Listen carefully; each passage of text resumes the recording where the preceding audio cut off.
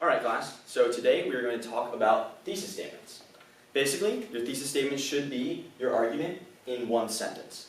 We'll run through how to do that. I've got 5 pretty easy steps here to show how you can make the most effective thesis possible.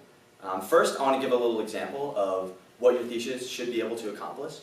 So imagine that Kevin wrote a paper so incredible that they taught it in middle schools all across America.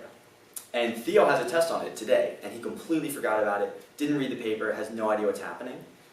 Since Kevin's paper is amazing, his thesis statement is so good that even though Theo only has 15 seconds until the test, he can just read that thesis statement and be able to pass the test. He's not going to get an A on it, but at least he'll pass, and that's definitely a little bit better than the alternative.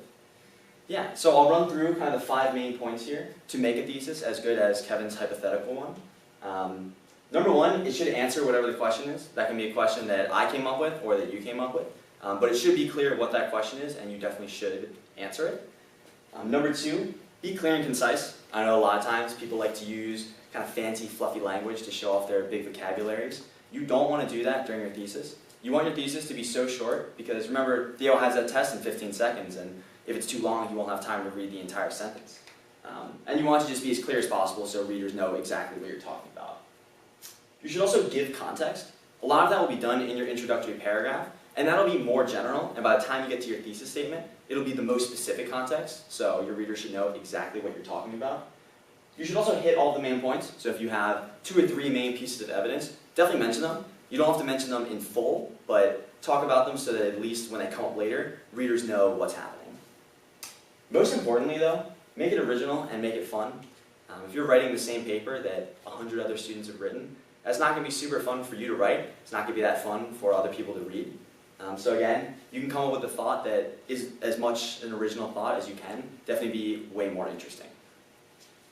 Where you should put it, right at the end of your intro paragraph is what we'll be doing for this class. The reason for that, the why of why do you write a thesis, is so that readers know exactly what's happening.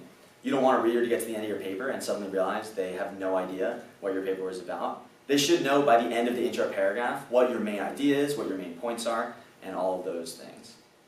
Yeah. So to make it a little bit easier, I've written 2 example theses on the board. So let's say that I, as your teacher, assigned a prompt where you had to come up with an alternative role for Abraham Lincoln during the Civil War. So he can't be the president, he has to be something else, and you have to decide what he's going to be. You've decided that he's going to be a soldier, and these 2 theses are kind of the parallel universe of you wrote this in one and this in the other, and I'm going to read them both and see what's more effective. I'm going to ask you guys to help me out with this too, and I'll call on one of you, and I won't say who it is yet, just so I keep you guys on your toes a little bit. Yeah, so number 1, Abe Lincoln should have been a soldier during the Civil War. Number 2, Abe Lincoln, the President of the United States during the Civil War, would have been more effective as a soldier because of his long arms and towering height, which would have made him a great fighter. Which one of these is more effective, Theo? I think number 2 is more effective. Why do you think number 2 is more effective? Because it has more details. Perfect. Yeah, so number 1 and number 2 both argue the same thing, that he should have been a soldier. The difference is number 1 doesn't tell me why, so as a reader, I'm not very convinced. Number 2 not only gives me the context of Abe Lincoln, he's the president of the US during the Civil War, but it tells me he should have been a soldier, and he should have done it because of his long arms and his towering height, which make him a great fighter. So I know exactly what's going on. Cool. Yeah, so to make it a little bit easier, I've written a chant that we're going to read through together. I'll read it through once, and this should help you remember the main points of the thesis. There once was a thesis so great that no one could possibly hate.